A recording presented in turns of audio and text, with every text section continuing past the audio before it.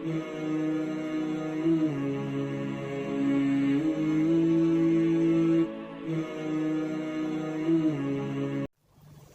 باللہ السمیع العلیم من الشیطان اللعین الرجیم بسم اللہ الرحمن الرحیم قال اللہ تعالی فی القرآن الکریم بسم اللہ الرحمن الرحیم یا ایھا الذین آمنوا کتب علیکم الصیام کما کتب علی الذین من قبلکم لعلکم تتقون۔ محترم ناظرین،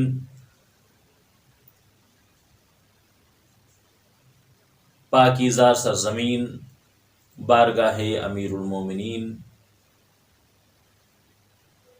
نجف اشرف سے آج پھر ہم کچھ معروضات لے کر آپ حضرات کی خدمت میں حاضر ہوئے ہیں۔ عنوان گفتگو ہے ماہ رمضان المبارک میں ہماری ذمہ داریاں۔ اسی عنوان کے ذیل میں گفتگو کا سلسلہ جاری و ساری ہے۔ امید کرتا ہوں کہ کل کی تقریر آپ حضرات کے اذہان عالیہ میں ہوگی۔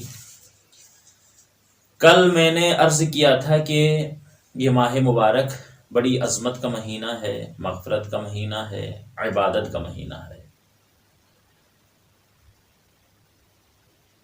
انسان کے لیے ضروری ہے کہ اس میں زیادہ تر اپنا وقت عبادت پروردگار میں گزارے، اور عبادت کا دائرہ بہت وسیع ہے۔ بہت سارے امور ایسے ہیں جو عبادت کے زمرے میں داخل ہیں، مثلا نماز پڑھنا، روزہ رکھنا، قرآن مجید کی تلاوت کرنا، والدین کی خدمت کرنا، تسبیحات کا پڑھنا، صلوات کی تسبیح پڑھنا، یہ سارے امور کیا ہیں؟ عبادت ہیں۔ اسی طرح اور بھی بہت سارے امور ہیں کہ جو عبادت کے زمرے میں آتے ہیں۔ تو عزیزان گرامی، اس ماہ مبارک میں ہماری ذمہ داریاں ہیں کہ ہم اس ماہ مبارک کی عظمت کو سمجھیں اور اس میں اپنے واجبات کو پورا کریں، اور واجبات کے ساتھ ساتھ میں اپنے مستحبات کو بھی پورا کریں۔ بہت سارے امور ایسے ہیں کہ جو مستحبات کے زمرے میں ہیں مگر ان کی بہت زیادہ تاکید کی گئی ہے۔ انہی میں سے ایک ہے اعمال شب قدر۔ اعمال شب قدر مستحب عمل ہے مگر بہت زیادہ تاکید کی گئی ہے کہ انسان کوشش کرے کہ اس سے اعمال شب قدر نہ چھوٹیں۔ اب یہاں پر ایک سوال ذہن میں آتا ہے کہ شب قدر کو شب قدر کیوں کہتے ہیں؟ اس کے معنی کیا ہے؟ وجہ کیا ہے کہ اس رات کو شب قدر کہا جاتا ہے؟ کئی معنی ہیں جو شب قدر کے ذکر ہوئے ہیں۔ قدر یعنی اندازہ، قدر یعنی مقدار، قدر یعنی منزلت، قدر یعنی عظمت۔ دوسرا سوال یہ ہے کہ شب قدر کو شب قدر کیوں کہتے ہیں؟ تو اس کے بارے میں علماء نے دو قول نقل کیے ہیں۔ پہلا قول یہ ہے کہ شب قدر کو شب قدر اس لیے کہا جاتا ہے کہ جب انسان اس شب میں عبادت پروردگار کرتا ہے تو پروردگار اس عبادت کرنے کے عوض میں اس انسان کو صاحب قدر بنا دیتا ہے، صاحب منزلت بنا دیتا ہے، یعنی دنیا میں یہ انسان عزت دار ہو جاتا ہے۔ دوسری وجہ یہ ہے کہ خود اس رات کے لیے شرف ہے، اور یہی وجہ ہے کہ بعض معصومین کی احادیث میں اس رات کو لیلۃ الشرف کے نام سے یاد کیا گیا ہے، کبھی اس کو لیلۃ العظمہ کے نام سے یاد کیا گیا ہے، یعنی شرف والی رات، منزلت والی رات، عظمت والی رات۔ اس کی عظمت کیا ہے، اس کا شرف کیا ہے، اس کی منزلت کیا ہے، اگر یہ جاننا چاہتے ہیں تو اس کی عظمت کو سمجھنے کے لیے چھٹے امام کا یہ قول ہی کافی ہے۔ چھٹے امام جعفر صادق علیہ السلام ارشاد فرماتے ہیں کہ پورے سال کا سب سے بہترین مہینہ رمضان ہے، اور رمضان کے دل کو شب قدر کہا جاتا ہے۔ سبحان اللہ، یہ ہے منزلت امام کی نظر میں شب قدر کی۔ اس موقع پر مجھے رسول اللہ کی ایک حدیث یاد آ گئی۔ رسول اللہ نے فرمایا کہ شب قدر سال کی تمام راتوں سے افضل ہے۔ سبحان اللہ، سب سے بہترین رات اگر پورے سال کی راتوں میں کوئی ہے تو وہ شب قدر ہے۔ یہی تو وجہ ہے کہ جناب زہرا صلوات اللہ علیہا شب قدر کے لیے خاص اہتمام کیا کرتی تھی، اپنے تمام اہل خانہ اور تمام لواحقین کو تاکید کیا کرتی تھی کہ اس شب کو عبادت پروردگار میں گزارا جائے۔ آپ ساری رات خود بھی عبادت کیا کرتی تھی، آپ کے غلام، آپ کی کنیزیں اور گھر کا ہر فرد، حتیٰ کہ چھوٹا چھوٹا بچہ بھی اس رات کو عبادت پروردگار میں بسر کرتا تھا۔ اور صرف جناب زہرا ہی نہیں بلکہ تمام معصومین علیہ الصلوۃ والسلام کی یہ سیرت رہی ہے کہ امام علیہ الصلوۃ والسلام مسجد میں جاتے تھے اور شب قدر پوری رات عبادت پروردگار میں مشغول رہا کرتے تھے۔ اور چھٹے امام کے بارے میں تو یہاں تک ملتا ہے کہ ایک موقع ایسا آیا کہ جب شب قدر قریب ہوئی تو چھٹے امام کی طبیعت ناساز ہو گئی اور سخت مریض ہو گئے چھٹے امام، لیکن روایت کے لفظ یہ ہیں کہ اس کے باوجود بھی چھٹے امام نے شب قدر کے اعمال کو ترک نہیں کیا۔ جب ہم شب قدر کی اتنی عظمت کو دیکھتے ہیں، اتنی منزلت کو دیکھتے ہیں، تو سوال ذہن کے اندر آتا ہے کہ وجہ کیا ہے کہ اس کی اتنی عظمت ہے، اتنی منزلت ہے۔ بھائی ہر چیز کی کچھ نہ کچھ وجہ تو ہوتی ہے نا، اس کی وجہ کیا ہے، سبب کیا ہے؟ جب ہم شب قدر کی اتنی منزلت دیکھتے ہیں، اتنی عظمت دیکھتے ہیں، تو سوال ذہن میں آتا ہے کہ اس کی وجہ کیا ہے کہ اس کی اتنی عظمت ہے، منزلت ہے۔ تو عزیزان گرامی، جب ہم نے روایات کا مطالعہ کیا تو ایک روایت نظر سے گزری کہ شب قدر کی منزلت اور عظمت کا راز جناب فاطمۃ الزہرا صلوات اللہ علیہا ہیں۔ جو شخص جناب فاطمۃ الزہرا صلوات اللہ علیہا کی قدر و منزلت کو جس نے درک کر لیا، وہ شب قدر کی منزلت کو درک کر لے گا۔ لیکن اگر کوئی جناب زہرا صلوات اللہ علیہا کی منزلت کو درک نہ کر سکا تو وہ شب قدر کی منزلت کو درک نہیں کر سکتا۔ معرفت جناب زہرا اہم ہے۔ اگر جناب زہرا کسی کے سمجھ میں آ گئی تو شب قدر اس کی سمجھ میں آ جائے گی۔ یہ ہے عظمت شب قدر کی۔ تو عزیزان گرامی، ہماری ذمہ داری ہے کہ ہم شب قدر کی عظمت کو سمجھیں اور اس میں جو اعمال ہیں ان اعمال کو بھی ہم بجا لائیں۔ اب اس میں دو طرح کے اعمال ذکر ہوئے ہیں۔ سب سے پہلے تو یہاں پر یہ سوال آتا ہے کہ شب قدر کون سی رات کو سمجھے، اس لیے کہ اختلاف ہے اس بارے میں، شب 19 ہے کہ شب 21 ہے کہ شب 23 ہے۔ جب معصومین علیہ الصلوۃ والسلام سے پوچھا گیا کہ مولا شب قدر کون سی رات، تو مولا نے فرمایا کہ بہتر ہے کہ تینوں راتوں میں اعمال کیے جائیں، تینوں راتوں میں عبادت کی جائے۔ ہمارے علماء فرماتے ہیں کہ ان تینوں میں سے کوئی ایک شب قدر ہے، لیکن احتمال قوی یہ ہے کہ 23ویں کی رات شب قدر ہے۔ بہرحال جب معصوم سے پوچھا گیا تو معصوم نے یہی کہا کہ بہتر ہے کہ تینوں راتوں میں اعمال کیے جائیں۔ اب یہاں پر ایک سوال اور آتا ہے کہ اعمال ہیں کیا؟ تو اعمال دو طرح کے ہیں، ایک مشترک اعمال ہیں جو تینوں راتوں میں کرنے ہیں، اور ایک مخصوص اعمال ہیں جو ہر شب کے لیے ہیں۔ 19ویں کے الگ ہیں، 21 کے الگ ہیں اور 23 کے الگ ہیں۔ سب سے پہلے ہم ذکر کرتے ہیں ان اعمال کو کہ جو ان تینوں راتوں میں مشترک ہیں۔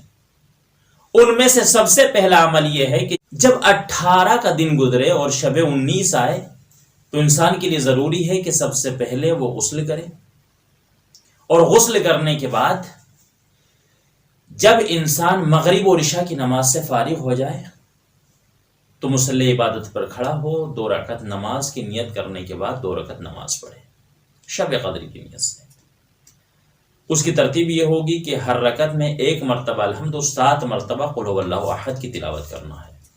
جب نماز تمام ہو جائے تو مصلی پر بیٹھے اور 70 مرتبہ استغفار کرے ان الفاظ کے ساتھ: استغفر اللہ واتوب الیہ۔ چوتھا عمل یہ ہے کہ اس شب کو عبادت پروردگار میں گزارے، جاگ کر یہ پوری رات بسر کرنی ہے۔ اب انسان کو اختیار ہے، وہ جو چاہے عبادت کرے، چاہے نمازیں پڑھے، ہمت نہیں ہے تو قرآن مجید کی تلاوت کرے، اور اگر اتنا بھی ہمت ساتھ نہیں دے رہی تو کم سے کم انسان مصلی عبادت پر بیٹھ کر ہاتھ میں تسبیح لے کر انسان تسبیح پروردگار کرتا رہے یا صلوات پڑھتا رہے۔ 5واں عمل یہ ہے کہ انسان اس رات میں 100 رکعت نماز پڑھے، اور یہ 100 رکعت نماز 2 رکعت کر کے پڑھی جائیں گی۔ یہاں پر ہمارے علماء فرماتے ہیں کہ بہتر انسان کے لیے کہ ان مستحب نمازوں کے بجائے اگر کسی کی نمازیں قضا ہو گئی ہیں تو ان کو ادا کرے۔ فائدہ کیا ہے؟ فائدے 2 ہیں۔ پہلا فائدہ تو یہ ہوگا کہ انسان کی 6 دن کی نماز ادا ہو جائے گی۔ دوسرا فائدہ یہ ہوگا کہ وہ 100 رکعت مستحب نماز پڑھنے کے بعد جو انسان کو ثواب ملتا وہ انہی 100 رکعتوں کے ذریعے سے انسان کو مل جائے گا۔ اب یہاں پر ایک اشتباہ کا ازالہ بھی کرتا چلوں۔ ہمارے بعض مومنین یہ سمجھتے ہیں کہ اس نماز کو قضاء عمری کہا جاتا ہے، اور قضاء عمری کا مطلب یہ ہوتا ہے کہ پوری عمر کے اندر جس نے نمازوں کو قضا کیا ہے، مثلا کسی کی 1 سال کی نماز قضا ہو گئی، کسی کی 5 سال، کسی کی 15 سال، 20-25 سال اگر قضا ہو گئی ہے، اور ایک بار اگر وہ ان 100 رکعتوں کو پڑھ لے تو اس کی ساری قضا ادا ہو جائے گی۔ ایسا نہیں ہے میرے عزیزوں، یہ ایک اشتباہ ہے۔ آپ جب یہ 100 رکعت نمازیں پڑھیں گے تو صرف 6 دن کی نمازیں ہی آپ کی ادا ہوں گی، باقی ساری نمازیں جو بچی ہیں ان کو ادا کرنا پڑے گا۔ ہمارے علماء نے حکم اس لیے دیا ہے کہ انسان بہتر ہے کہ مستحب کے بجائے واجب نمازوں کو پڑھ لے، تاکہ کم سے کم اس بہانے سے 6 دن کی نمازیں تو ادا ہو جائیں۔ تو صرف 6 ہی دن کی نمازیں ادا ہوں گی، باقی جو قضا ہو گئی ہیں ان کو بعد میں انسان کو ادا کرنا پڑے گا۔ یہ 5 اعمال جو ہم نے ذکر کیے۔ چھٹا عمل کون سا ہے؟ چھٹا عمل یہ ہے کہ انسان ایک دعا پڑھے، اللہم انی امسیت لک عبدا۔ یہ ایک پوری دعا ہے کہ جو انسان اگر اس کو پڑھے تو پروردگار بہت زیادہ ثواب عطا کرتا ہے۔ 7واں عمل یہ ہے کہ انسان دعائے جوشن کبیر پڑھے۔ 8واں عمل یہ ہے کہ انسان زیارت امام حسین علیہ السلام پڑھے۔ اور 9واں عمل یہ ہے کہ ان سارے اعمال سے فارغ ہونے کے بعد قرآن مجید کو ہاتھ میں لے اور چہاردہ معصومین علیہ السلام کا واسطہ دے کر بارگاہ پروردگار میں دعا کرے۔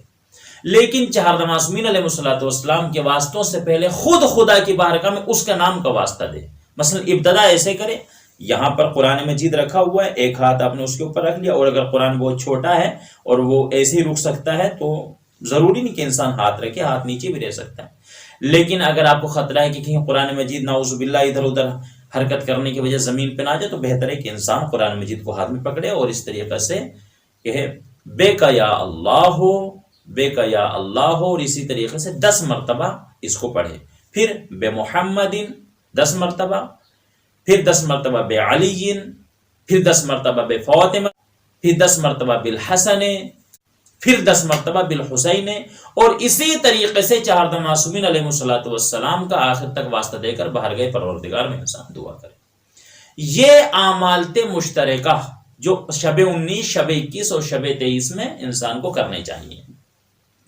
اب 3 اعمال ہیں جو مخصوص ہیں شب 19 سے، اور اسی طریقے سے کچھ اعمال ہیں جو مخصوص ہیں شب 21 سے، اور کچھ اعمال ہیں جو مخصوص ہیں شب 23 سے۔ اب سب سے پہلے ہم یہ دیکھتے ہیں کہ وہ کون سے اعمال ہیں جو مخصوص ہیں شب 19 سے۔ ان میں صرف 3 اعمال ہیں۔ پہلا عمل یہ ہے 100 مرتبہ استغفار کرے۔ کس طریقے سے؟ استغفر اللہ ربی واتوب الیہ۔ یہاں پر میں ایک اشتباہ کا ازالہ کر دوں، بہت سے مومنین دونوں کو ایک ہی طریقے سے پڑھ دیتے ہیں۔ وہاں پر جو 70 مرتبہ کہا گیا تھا استغفار کرنے کے لیے، وہ عبارت الگ ہے اور یہ الگ ہے۔ وہاں پہ کیا تھا؟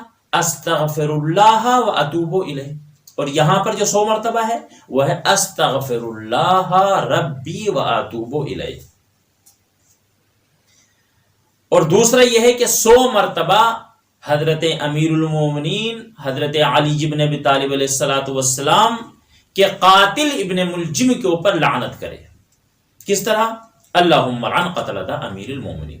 یہاں پر بھی بہت سے مومنین غلطی کر جاتے ہیں، اور اکثر مومنین کو یہ کہتے ہوئے سنا جب وہ کہتے ہیں اللہم لعن قتلۃ امیر المومنین۔ لعن نہیں ہے میرے عزیز، لفظ یہ ہے اللہم لعن قتلۃ امیر المومنین۔ 100 مرتبہ اس طریقے سے لعنت کرے قاتل امیر المومنین علیہ السلام۔ اور جو 12واں عمل ہے ان پورے اعمال کا، اور شب 19 کے جو مخصوص اعمال ہیں ان میں سے یہ تیسرا عمل بنتا ہے، وہ یہ ہے کہ آخر میں ایک دعا پڑھے، اللہم اجعل فیما تقضی وتقدر من الامر المحتوم. اس پوری دعا کو پڑھے. یہ 3 اعمال مخصوص تھے شب 19 کے لیے. بارگاہ پروردگار میں دعا ہے کہ پروردگار ہمارے ان اعمال کو قبول فرمائے، اور مومنین سے گزارش ہے، سارے دیکھنے والوں سے، تمام سننے والوں سے گزارش ہے کہ جب شب قدر میں آپ اپنے لیے اعمال کریں، اپنے لیے دعائیں کریں، تو ہمیں بھی اپنی خاص دعاؤں میں یاد رکھیں. اسی طریقے سے ہم بارگاہ امیر المومنین نجف اشرف میں جب اعمال کریں گے انشاءاللہ ہم آپ کو اپنی دعاؤں میں یاد رکھیں. بارگاہ پروردگار میں دعا ہے کہ پروردگار ہمارے تمام اعمال کو شرف قبولیت عطا فرما. پروردگار امام زمان علیہ الصلوۃ والسلام کو ہم سے راضی فرما. امام زمان علیہ الصلوۃ والسلام کے ظہور میں تعجیل فرما. ہم کو ان کے اوان انصار میں شریک فرما. ربنا